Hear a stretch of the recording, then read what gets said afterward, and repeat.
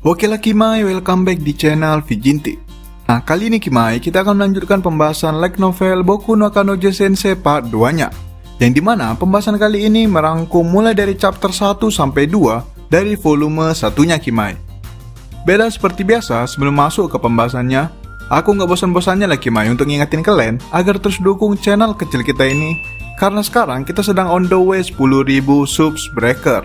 So ya, itu semua bisa terwujud dengan bantuan kalian semua lah Kimai. Dan jangan lupa juga untuk mampir ke akun Instagram kami, karena di situ kami ada posting fakta-fakta menarik terkait anime dan juga light novel yang tentunya kita bahas di channel YouTube kita ini, oke? Baiklah, no bacot no debat, kita langsung gas ke pembahasannya. Nah, dilanjutkan setelah hari penembakan yang dilakukan Maka Sensei kepada Saigi waktu itu. Diawali di pagi hari saat Saigi sedang mengikuti pelajaran bahasa Inggris di kelasnya. Nah, Maka Sensei ternyata guru bahasa Inggris dan kebetulan pula Maka Sensei menjadi guru bahasa Inggris di kelas si Saigi. Nah, selagi Maka Sensei tengah menjelaskan pelajaran di papan tulis, Saigi masih teringat dengan kejadian semalam. Ia tidak menyangka kalau murid biasa seperti dirinya bisa memiliki hubungan spesial dengan seorang guru populer sekelas Maka Sensei. Sehingga Nikimai, sepanjang pelajaran bahasa Inggris tersebut, Saigi tidak bisa fokus kepada pelajarannya sama sekali, dan terus kepikiran mengenai kejadian semalam. Nah, tiba-tiba saat Saigi tengah bengong karena pikirannya sedang teralihkan, tiba-tiba Maka Sensei dengan sengaja menunjuk Saigi untuk maju ke depan dan menjawab beberapa pertanyaan. Nah, Saigi yang baru saja kembali dari alam bawah sadarnya, seketika menampilkan reaksi panik seakan tidak tahu apa yang sedang terjadi. Mau tak mau, Saigi pun memutuskan bergerak dari kursinya dan berjalan ke depan ke arah Maka Sensei. Nah, Saigi pun berdiri tepat di sebelah Maka Sensei, dan seketika itu juga ia merasakan aroma manis yang menusuk hidungnya yang tentunya berasal dari Maka Sensei. Saigi pun seketika semakin tidak bisa konsen dengan pertanyaan yang diberikan Maka Sensei tersebut. Dan ya, Maka Sensei pun langsung menegur Saigi karena sudah tidak bisa fokus dalam kelasnya. Saigi pun seketika menunduk merasa bersalah karena ia sendiri juga menyadari kesalahannya tersebut. Nah, namun setelah Maka Sensei berkata demikian, tiba-tiba Maka Sensei dengan sengaja menggeserkan tubuhnya ke Saigi sehingga kedua gunung miliknya menyentuh bahu Saigi dengan telak. Saigi yang merasakan sensasi tersebut seketika memerah dan melirik sekilas ke arah Maka Sensei. Nah, tepat di saat Saigi melirik ke arah Maka Sensei, di situ Maka Sensei tengah menunjukkan telapak tangannya kepada Saigi, dan di situ Saigi mendapati tulisan yang sengaja dibuat Maka Sensei, yaitu bertulis. Nah, melihat tulisan tersebut, Saigi pun seketika semakin memerah dan bertanya-tanya mengapa Maka Sensei sangat amat agresif seperti itu, terutama ia tidak takut dan tidak kenal tempat. Ya, tentunya para murid yang melihat dari tempat duduk hanya mengira kalau Maka Sensei dari tadi hanya sekedar mengajar Saigi yang tidak tahu menjawab pertanyaan yang ada di papan tulis. Namun dari perspektifnya si Saigi sendiri Kimai, ia tidak sedang diajari, namun sedang digoda. Oke, kemudian dilanjutkan setelah pulang sekolah. Saigi langsung menuju ke ruangan bimbingan yang disuruh oleh Maka Sensei. Hari itu merupakan hari pertama Saigi akan menjalani kursus bimbingan privat dari Maka Sensei. Maka Sensei sendiri sudah menunggu di ruangan tersebut dari tadi, seakan sudah menyiapkan sesuatu. Saigi pun sedikit dengan ragu memasuki ruangan tersebut. Maka Sensei pun kemudian menjelaskan kalau ruangan tersebut sengaja ia pinjam dari sekolah untuk melakukan bimbingan khusus kepada murid yang bermasalah di kelasnya. Ya, tentunya itu hanyalah alibi dari Maka Sensei agar pihak sekolah mau meminjamkan ruangan kepadanya. Maka Sensei pun kemudian berkata kalau ruangan ini termasuk aman, sehingga tidak akan ada orang lain yang akan memasukinya. Mendengar itu, Saigi pun sedikit lega di satu sisi, namun di sisi lain, ia masih kepikiran mengenai bimbingan apa yang akan ia jalani sekarang. Kemudian, tiba-tiba Maka Sensei mengeluarkan sebuah kaset DVD dan memainkan CD tersebut di sebuah TV yang ada di ruangan tersebut. Maka Sensei kemudian berkata kepada Saigi kalau bimbingan hari ini ialah dengan menonton sebuah film bahasa Inggris yang dimana karakter utama dalam film tersebut ialah seorang guru. Nah, jadi simpelnya Kimai, si Maka Sensei ini sengajalah nyari film yang ada hubungannya dengan profesinya sendiri, yaitu guru. Karena tujuan si Maka Sensei ini ialah untuk menghilangkan trauma si Saigi kepada guru dan menaikkan kesan Sagi kepada Maka Sensei sendiri, yang dimana Maka Sensei ialah seorang guru Kimai, ngerti kan? Oke, kemudian mereka berdua pun menonton film tersebut bersama. Nah, di awal film, guru yang ada di film tersebut sudah berpakaian erotis dan seakan sengaja memamerkan tubuhnya. Sagi pun seketika memerah dan memalingkan wajahnya. Sagi pun bertanya kepada Maka Sensei mengenai film apa yang mereka tonton sekarang ini. Maka Sensei pun seakan tersenyum sedikit panik juga karena ia sendiri juga tidak menyangka kalau CD yang dibelinya malah CD yang bertema 18 tahun ke atas. Maka Sensei pun seketika memberikan penjelasan kalau ia tidak bermaksud membeli CD erotis tersebut, karena awalnya ia hanya ingin agar Sagi memiliki kesan yang baik terhadap guru. Nah, film pun terus berlanjut dan semakin lama film tersebut semakin banyak menampilkan adegan-adegan yang terbilang sudah sangat offside. Nah, dengan cepat Maka Sensei pun langsung mengambil remote TV dan mematikan film tersebut. Maka Sensei seketika panik karena tidak ingin Sagi melihat lebih jauh. Maka Sensei pun seketika memeluk Sagi dari belakang sambil meminta maaf kepadanya. Nah, Sagi sendiri sebenarnya dari awal sudah tahu kalau pasti ada yang tidak beres dengan film tersebut, dan juga mengenai bimbingan kali ini. Sagi pun kemudian berkata kalau ia tidak marah, namun hanya sedikit heran mengapa Maka Sensei bisa tidak tahu barang yang dibelinya sendiri. Nah, namun nih Kimai, tepat setelah Sagi berkata demikian, tiba-tiba Maka Sensei seketika hening dan tidak menjawab satupun perkataan dari Sagi. Sagi pun sedikit penasaran dan memutuskan untuk melihat ke belakang.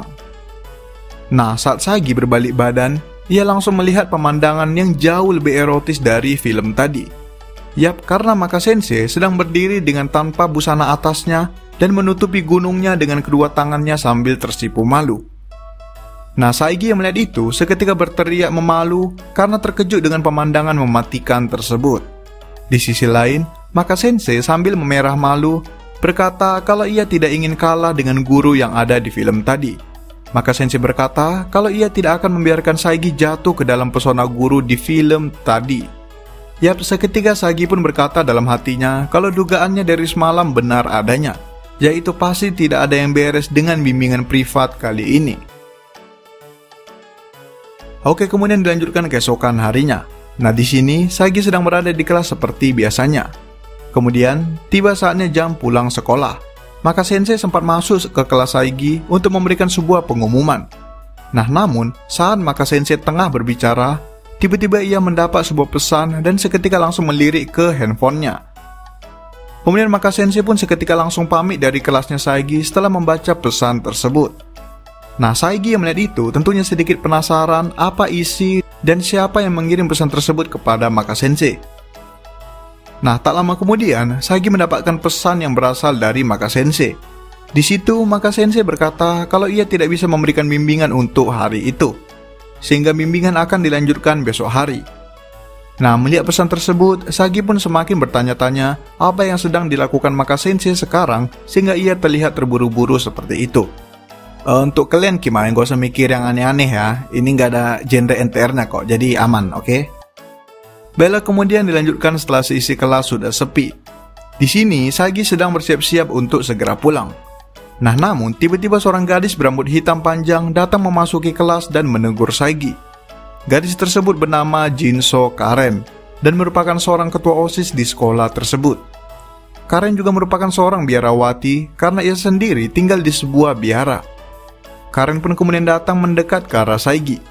Sagi sendiri tidak tahu dan masih bingung apa yang sedang terjadi di depannya. Karen pun kemudian langsung to the point dengan berkata kalau Sagi sudah melakukan dosa yang besar. Nah, Sagi mendengar itu semakin heran mengenai kesalahan apa yang sudah ia perbuat kepada Karen, sang ketua OSIS tersebut.